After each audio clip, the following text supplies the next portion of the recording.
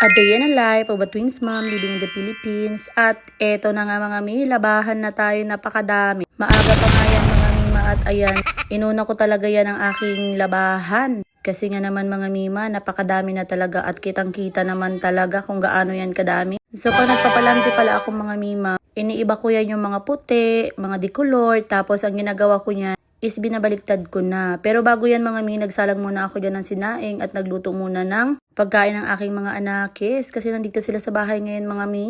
Saturday, walang pasok sa center. So at ito nga, tumulong dyan ang aking bulinggit na isang bata. Di ko alam kung tumutulong siya o naglalaro lang. Pero anyways, tumutulong ata siya.